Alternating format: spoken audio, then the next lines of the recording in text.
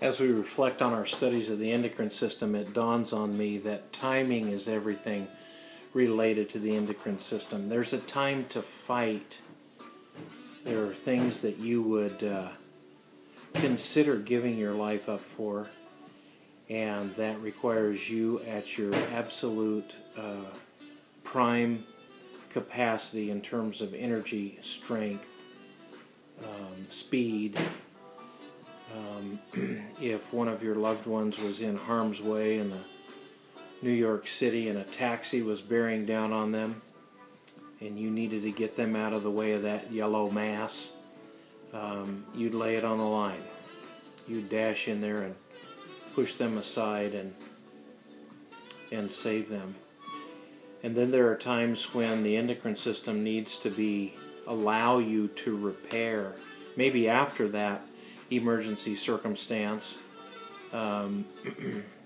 because of the huge amounts of force that were required to get you to the right place and push them out of the way. Maybe you strained a tendon or a muscle, and having the right pH for repair, or if there was a fractured bone as a result of the taxi clipping your foot, you would need to have the right salt balance, calcium.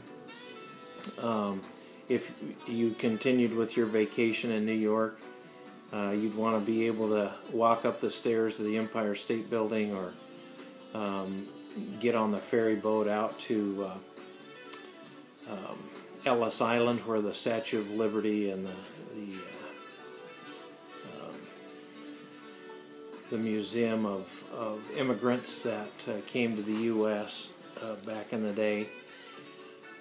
You've got to have muscles that have the right amount of calcium. So the endocrine system helps us maintain homeostasis. There are times to be way on guard and save a life. Maybe that life would be our own. And there are times when you'll do your part to reproduce the human species, and having the right hormones for your own sexual maturation and capacity to reproduce. And certainly while your epiphyses and apophyses are open, you need to have the right stimulation to grow a full skeleton with the right amount of muscle and healthy muscle. All of these things are controlled or contributed to by the endocrine system. And so we need to be students of the endocrine system. I think we're fascinated, given our orientation toward what is physically healthy, in what is called the sympathetic arousal, and that is the fight or flight syndrome, augmented by both the autonomic nervous system. In particular, if it's going to be fight or flight, you'll be under the influence of the sympathetic nervous system. That's depicted for you in what I shared in class. This is available to you in the PowerPoint on E-Class under the endocrine module. Under the control of this, there are certain things that are activated and things that are not essential for fighting or fleeing that are turned off. Let's talk about those for a second. We don't need to be digesting any food or urinating during this period of time, and so those functions are turned off. They're inhibited by the sympathetic nervous system. So peristalsis in the alimentary canal, the digestive system are turned off, and bladder is inhibited. But definitely you need large levels of adrenaline or epinephrine and norepinephrine, can be called adrenaline or noradrenaline, from the medulla of the adrenal glands, and the activation of 2-molecule sugar out of the liver or out of the muscles, from 2-molecule sugar, glycogen, to 1-molecule sugar that circulates in the blood to exercising muscle. and to nervous tissue, to cardiac tissue, to 1 molecule glucose. Certainly respiration, heartbeat are elevated, and dilation of the eyes. So that's the part of the sympathetic nervous system under the control of the sympathetic nervous system. Fight or flight. Well, to augment that, we need to have the activation for fight or flight. We need to have the activation of the central nervous system structure, the hypothalamus, which stimulates and or activates the pituitary gland, the master gland of the endocrine system, and also the adrenal gland. So this is called the HPA axis, plays a role in fight or flight, like we said. And because the adrenals that are poised superior to the kidneys are in play, I decided to move into a look at what happens if there's not enough adrenal gland secretion, or there's habitually too much cortisol secreted. If there's not enough epinephrine or norepinephrine from the medulla, then that's Addison's disease.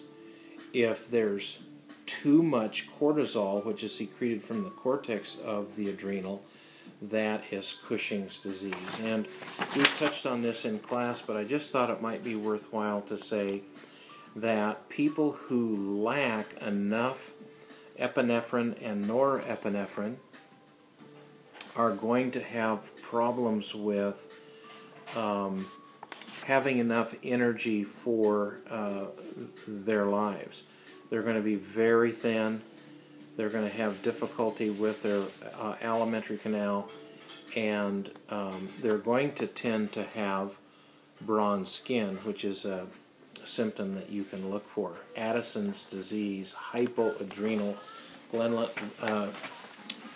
gland secretion. And then Cushing's, you'd think, well, if there's hyperadrenal secretion, why wouldn't the person be way fit and have lots of energy? But the difficulty is this hypersecretion is cortisol, which tends to result in people acquiring central obesity, having very weak skeletons leading to fracture, and having muscle weakness, having decreased cognitive function called decreased mentation, and to be hypertensive and have cardiac disease. So don't confuse hyperadrenaline secretion with fight or flight. Fight or flight is a reflection of good function, healthy function in the face of emergency. Cushing's disease is just the opposite. It leads to sedentary, low activity, packing on of fat, and leading to hypertension and cardiac disease. So wanted to emphasize those for you. I think the next point of emphasis is diabetes. We talked about diabetes insipidus, and that's a result of not enough antidiuretic hormone secreted, and that results in people not filtering fluid from the blood and recirculating that fluid. They're peeing off that fluid, and that causes them to move into a hyper pH because, a high pH, because they're going to have high salts circulating in their body. And that hormone has to be increased in order to move back to normal water-salt balance in their body. Well, one of the things that happens is that by medicating a person with increased ADH, antidiuretic hormone, if there's too much medication applied, that can send a person into SAIDH, which is Syndrome of Inappropriate Antidiuretic Hormone Secretion, and the client retains fluid. You see this little punky is intoxicated by too much water. They're not secreting enough water, and you can imagine that this can change in confined spaces like the kidneys, the cranium, around the heart. Fluid can greatly increase and damage organ system structures, actually kill the person, because their fluid levels are so high that it can cause stroke and kidney damage.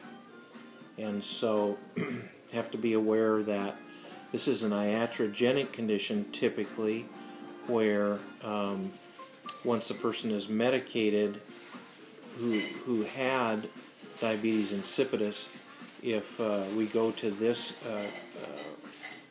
extreme, they're retaining fluid. And then we need to be students of diabetes mellitus, that's type 1. It used to be called insulin-dependent diabetes mellitus.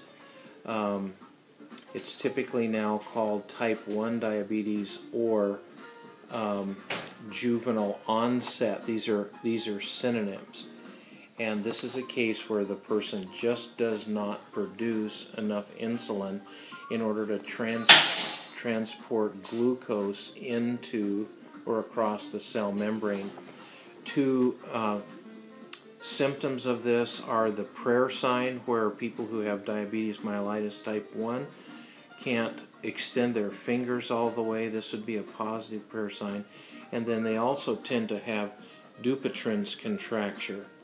And not everybody who has Dupuytren's has diabetes type 1, but that has to be ruled out if you see that. And this needs to be addressed with exogenous insulin, which would be injected into the body to make up for what's not being produced in the person's body.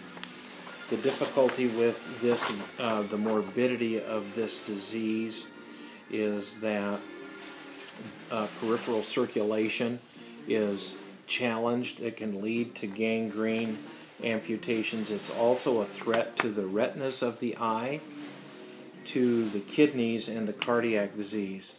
And a person who has uncontrolled blood glucose, it stays high, is very damaging to the soft tissues, because they become, my creation, intoxicated with glucose, too much glucose in the system. And then type 2 tends to be onset, because children are developing this. You really can't call it adult onset anymore, but type 2 diabetes is where the cell walls are resistant to insulin that's needed to transport glucose in. This tends to be better managed with exercise and oral medications, as opposed to injections of exogenous insulin. Same life threats, same tissue threats as what we saw in type 1. So be a student of the endocrine system, and let's major on the major issues. Let's realize that exercise is a good thing for all of these, but if there's an underlying organic disease process, it needs to be addressed. And so be a student of the cause and not just a treater of the symptoms. Okay, bless you.